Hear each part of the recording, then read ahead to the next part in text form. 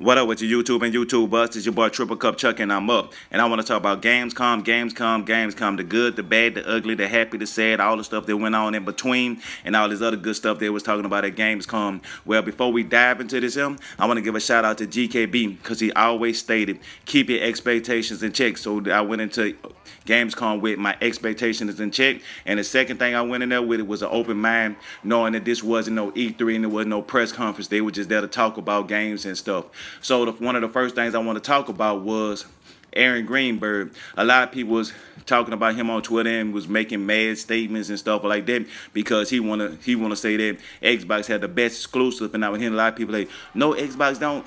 Nintendo had the best, most powerful exclusive that ever existed in the history of gaming. But you gotta look at it from Aaron Greenberg perspective. He wasn't talking about it in that fashion of well known. He's saying they're having the biggest and the most explosive ones. That's saying like Gears of War and Halo and games like that, Forza. Now, when you look at Nintendo, they got Mario. But if you think about it, I'd have seen somebody on a PC make a Mario game better than Nintendo made their own Mario game. You can't find nobody that's a fan or just randomly a person make a better Gears of War games than the Coalition. You can't find nobody to make a better Halo game than 343. Maybe like Bungie or something, but pretty much you're going to need over 100-man team. You're going to need massive money behind you. It's a big blockbuster game. It ain't no one or two people that can make these games. So you'll never find nobody that can make a game like that unless you a part of this team or the Coalition or, 343 or even Turn 10. You will never find nobody that make a better racing game ever than Turn 10. Well, by me saying that was me looking at it from his perspective of what he was saying about it. He wasn't throwing no shots at Nintendo or PlayStation. He was just stating about his games. Well, that was one of the good things I got out of what he was talking about. And another thing he was saying was they have like over 100 enhanced game, 4K games for the Xbox One X when it first come out. Now, the thing about this people wasn't realizing this statement he had made about that was when E3 came out, they had 40 games. Now, at Gamescom, they have over 100. So just the bare minimum from E3 to Gamescom, they added 60 games. And it was some of our fan favorite games like Quantum Break. So people that ain't never had no Xbox before, when they get an Xbox, they'll be able to get the best experience from Quantum Break, Recall, Gears of War. I mean, the list goes on and on. I could sit here and just name games out for at least 20 minutes. But I'm just going to have a moment of silence for all the other games I'm failed to mention. Well, that was a moment. But anyway, though, now Shannon, I was looking at her when she was talking about the game stuff like that.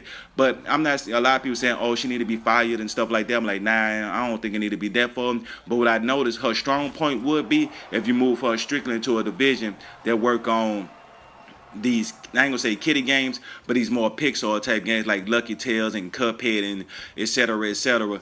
Cause she like Zoo Tycoon and stuff like that, family orientated games. I think she'll thrive in more of that aspect of it, cause that's more like what she like to do, and I can see the more happiness in her face when she talk about those type of things. She ain't really with the gritty and the bloody and the more darkish games. You know what I'm saying? That's what I was saying about her. They gave a little bit about Sea of Thieves, pretty much stuff that everybody already know, besides for they're going to be doing crossplay with PC, which pretty much everybody knew was coming, so that wasn't no big surprise. The good thing that I did like was the Xbox One X. They announced that, and then they got the ones with the special limited edition, just a little hint, a little Easter egg with the Scorpio logo on there for all of us that's in the know. So that's a very cool just suggestion they did, I can't knock that from no way, form, or fashion. They were showing a couple games like, Rise of the Tomb Raider.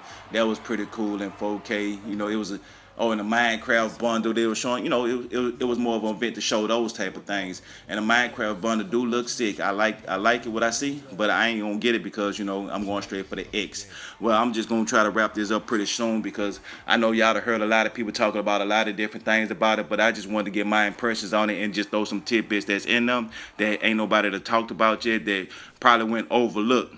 That's why I would want to bring to the light and bring to the attention. So this your boy Triple Cup Chuck, and I'm out. And remember, I don't do this for me, I do this for we. So like, subscribe, and holler at your boy. And don't forget to choke that like button till it turn blue. Leave a comment below. Let me know. Get at me.